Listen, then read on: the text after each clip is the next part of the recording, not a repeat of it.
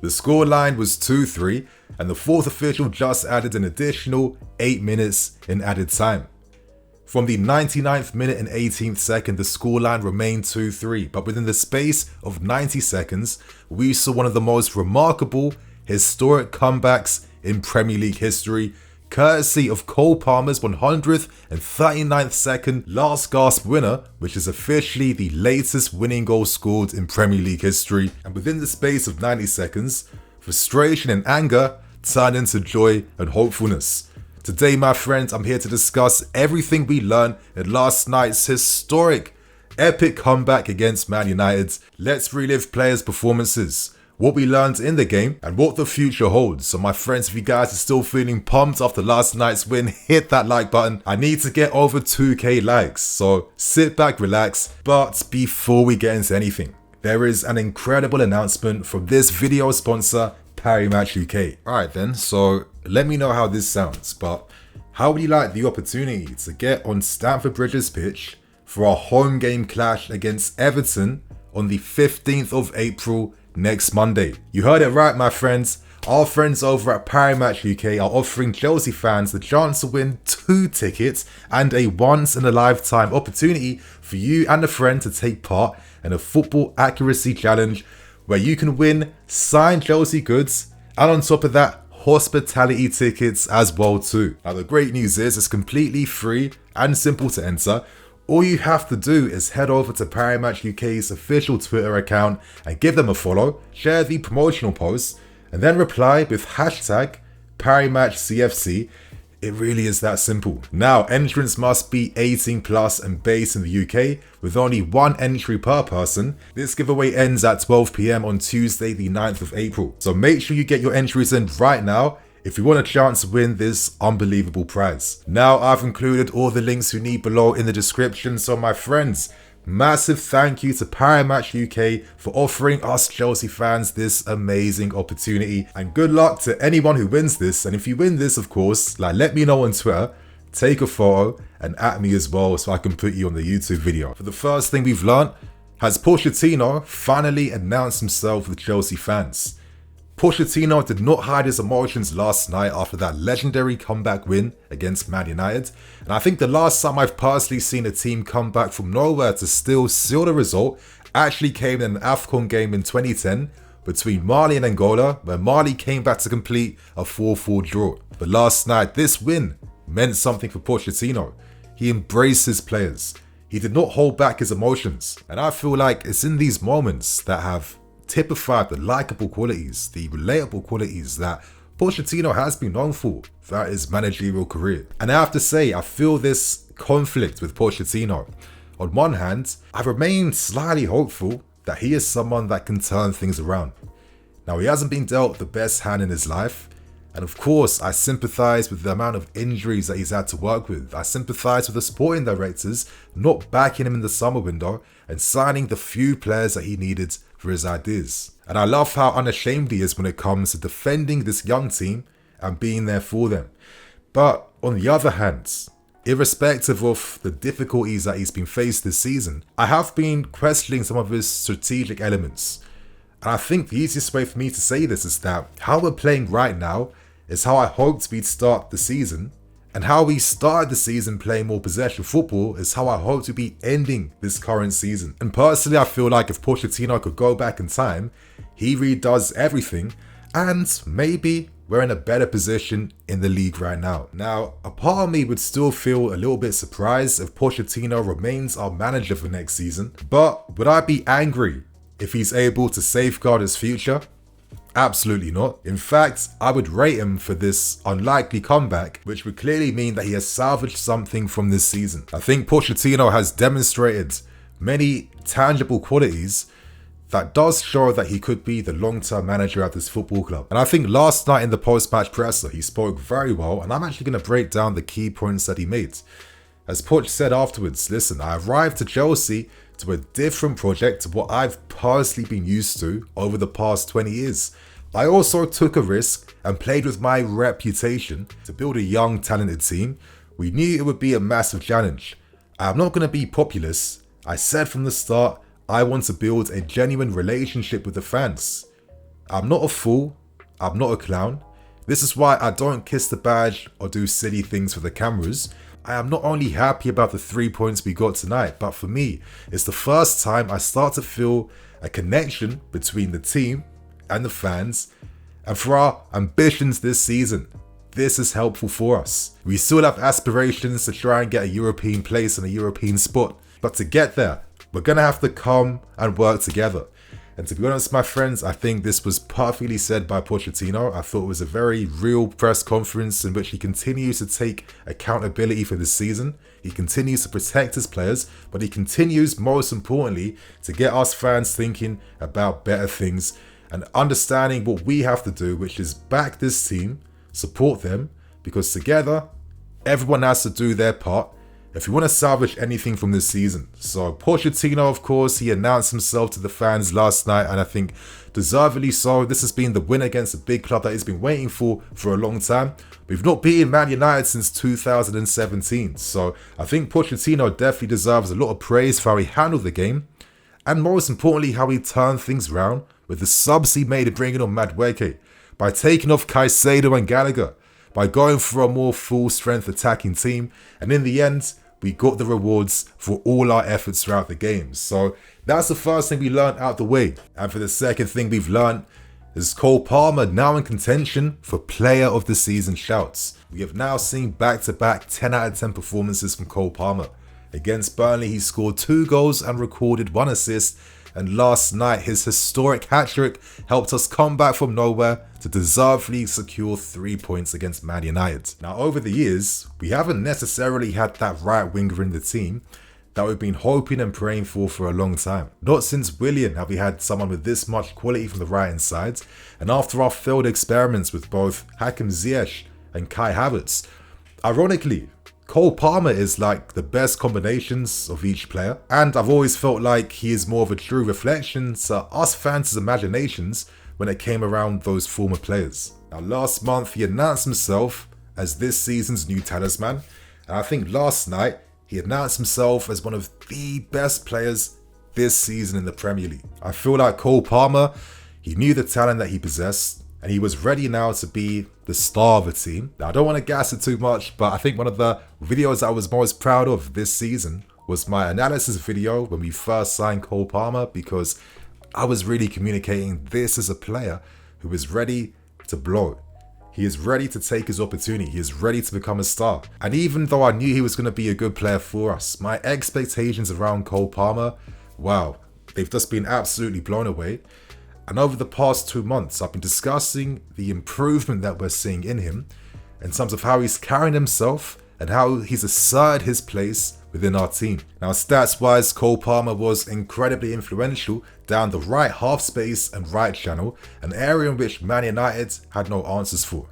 He was getting regularly fouled by Dalot. It was the threat that Palmer showed both on and off the ball which gave us some hope against Man United. Now, in terms of his progressive passes received, they reflect his ability to evade his marker, to find intelligent spaces, and when he's finding these intelligent spaces, he's receiving the ball in a positive body orientation, which allows him to play faster and allows him to play forward. He was one of the highest ball carriers in last night's game. He had 75 touches, 31 out of 42 passes played, but an incredible 8 key passes in the game. 9 shots in total, 1 big chance made, and most importantly, 3 goals scored.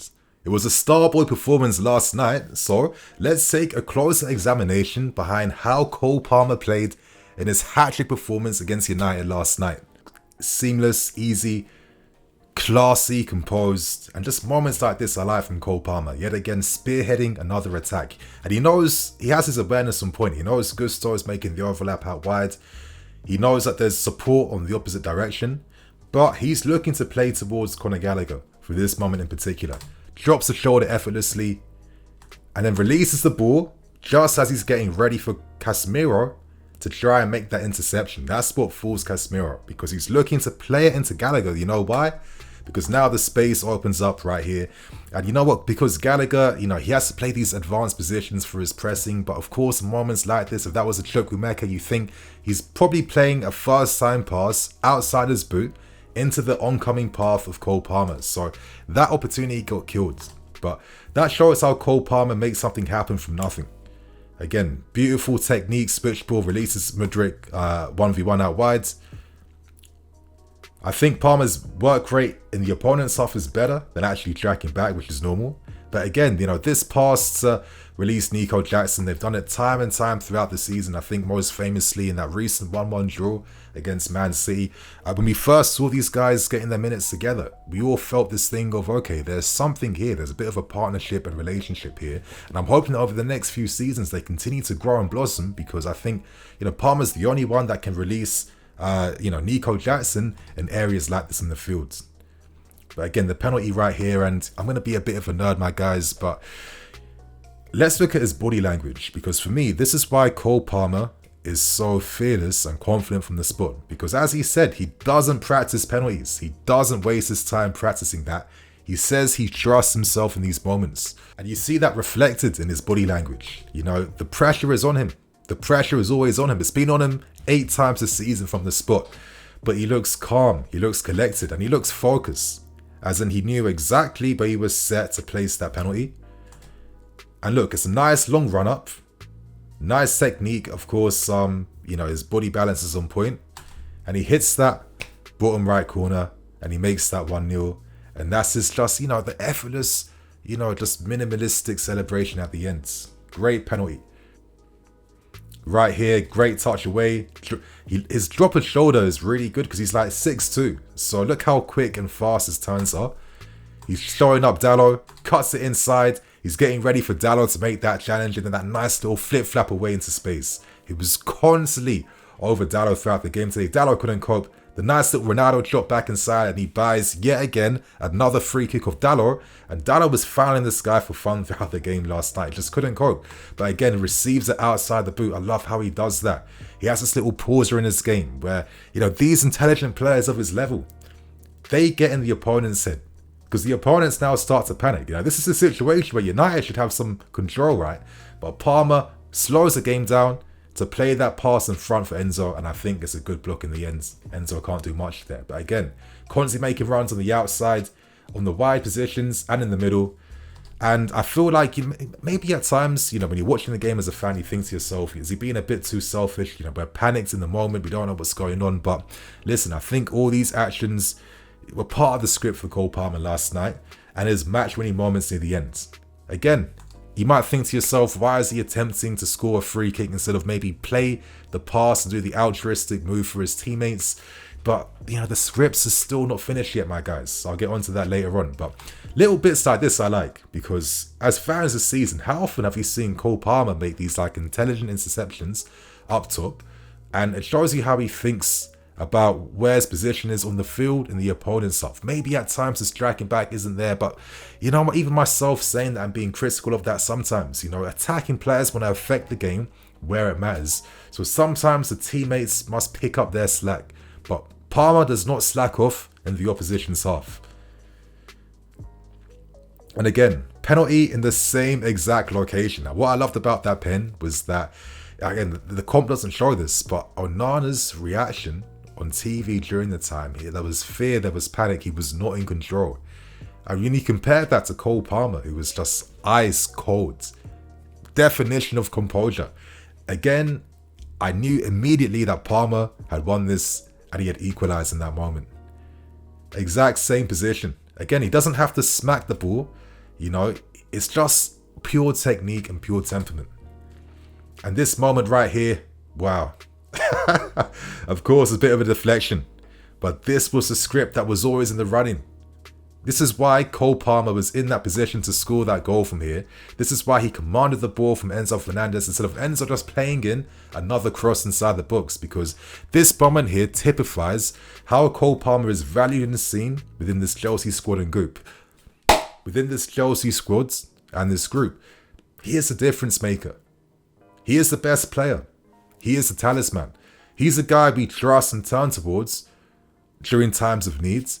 And Cole Palmer has shown since last month, and he's continued the form this month, that he is that difference maker that relishes these moments and opportunities.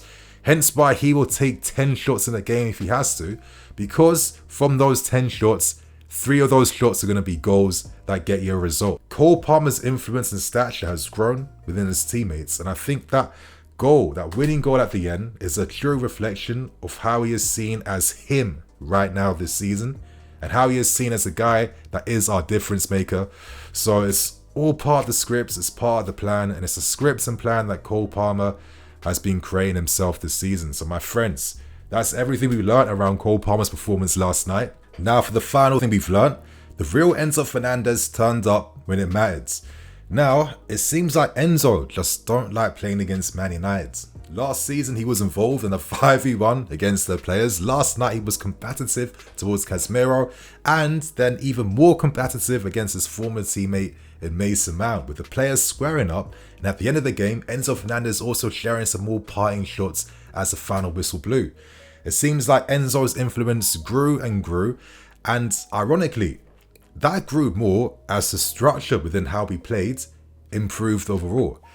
At times, the game was going past Enzo, but to be fair, that isn't an insult, because it was a reflection of how both teams approached the game tactically, where it was about hitting each other transitionally, where it was about playing to your forward players as quickly and fast as possible, because you're only playing for goal-scoring moments, and this is where the midfield was getting regularly bypassed from both teams. In moments like this, Enzo wasn't at his full best, because these are the moments where he becomes a bit of a passenger off the ball, where in games like this, you have to be even more aware when you don't have the ball. And it's this side to the game where Enzo, being a young player, still has more work to do, and I'm sure he will get better and improve over time. But when the subs came on, this is where the real game-changing moments came. Enzo Fernandes played a more quarterback-style role in the team, where he was playing deeper, kind of making this makeshift back through the defense at times, and this is where he was helping us by bringing a new attacking outlet with his medium to long range passes. And I think the stats reflect this, because last night Enzo recorded around 90 touches, he had 71 out of 82 completed, 3 key passes made, but most importantly 7 out of 9 long balls attempted.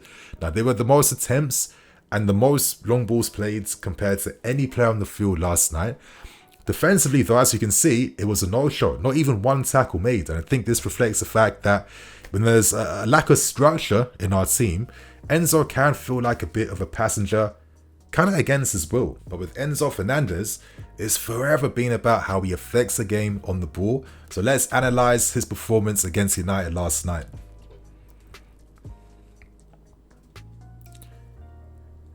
I mean, that was actually a nice pass to Cole Palmer then. Another little outside the boot pass. Again, I love Enzo's technical play, how he uses his body to control the ball. He's not like a flat player, is he?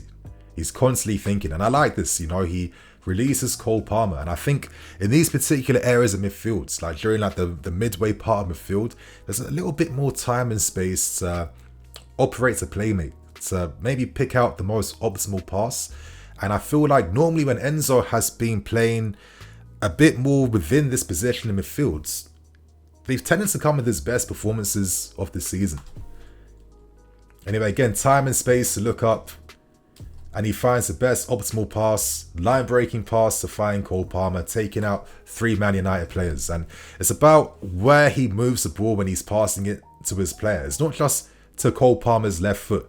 He's passing it to Cole Palmer's right foot. So that sets Cole Palmer up for his second touch to be with his left foot, to then, of course, move out and make something happen. They're the key details that the top players do. Beautiful pass outside the boot. This is the pre-assist moment that really kickstarts this next moment here. And of course, Conor Gallagher with the right technique, foot over the ball to divert that away from Onana. Defensively though, it wasn't at his best, I'll be honest. But again, with Enzo, you're not using him to be the best defensive mid in the world, are you? Again, another pass to find Cole Palmer. That was where most of Enzo's attention was on. How can I spot and find Cole Palmer? How can I release him? And there's no surprise why the right-hand side was so influential when it came to beating United last night. And I just like the fact that, again, no pressure on Enzo. United was so poor, they were not putting enough pressure on Enzo at all. And this is what Enzo will do if you let that happen. Beautiful pass over the top. I think Gusto, yeah, he was on sides, but I think that got called off in game at the time. But United did not control Enzo Fernandes at all, to their detriment, and it cost them. Again, receives out of his feet really well, plays the pass to kickstart the attack, scoops it away, heads up, constantly scanning, carries, and then releases the ball to Cole Palmer. And this is such a nice move because, again, Cole Palmer returns the favour back. Nice little pauser and perfectly plays a weighted pass into the oncoming direction of Enzo Fernandes. I think this moment here really typifies a connection that you were seeing between Enzo and Cole Palmer throughout the game against United. Great block to deny him. But again, beautiful touch away. And Enzo Fernandes, he's such a classy...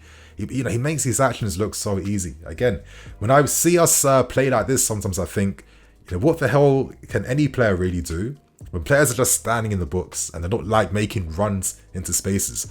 This is a separate point, but we have to improve because too often in games, this is the nonsense we're producing offensively. But anyway, Enzo Fernandes, he has the technique to still maintain possession of the ball, and he's looking for the most optimum situation.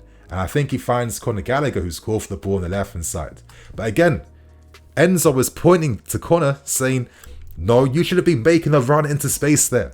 You should have been making that run into space because I could play the ball over the top with my left foot. So at times, in terms of our poor attacking understanding, this is how we're not even getting the best out of certain players because actions they want to perform aren't able to get performed. I mean, you're seeing that right here.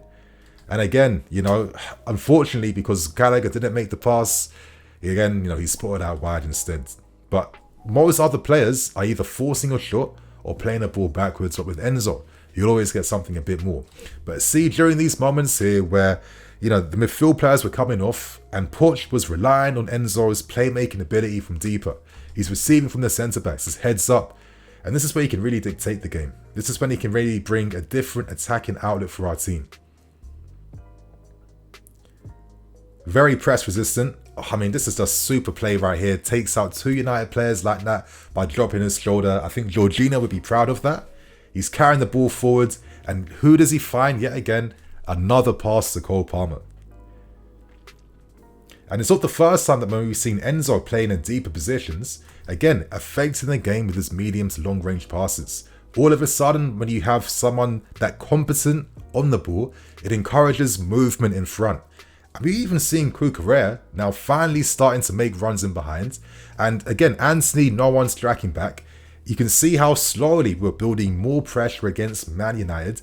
And it's no surprise how we produced this comeback win. Enzo again, no pressure. It's kind of schoolboy that Ten Hag had no game plan for Enzo. Time and space to play any pass he wanted in that game. Yet again, Enzo. And I think I like him there maybe better than Caicedo at times. Yes, the context of the game's a bit different. We're on the offensive. What else can we do? But just more happens in terms of how we play, what we do, how the team moves, how we operate, and the threat we now have in the opposition's half. So it's something for Pochettino to think about now. Super pass to find Madueke, isolated 1v1. It wasn't recorded as a tackle that moment. But again, kick starts the move, the decisive move there, of course. Again, positive Enzo Fernandes, which of course led towards the final moment right here. And again, it's not a fluke that Enzo decides to play that pass to Palmer. It's almost as if these guys have a connection now that's been forming and not really been noticed as much at times. But this is the rewards that you get in the end for persistency. And on that note, I think that's everything we've learned in last night's epic comeback win against Man United. I'm Nini FC, this is BlueLionsTV. I'm going to see you guys tomorrow. Cool.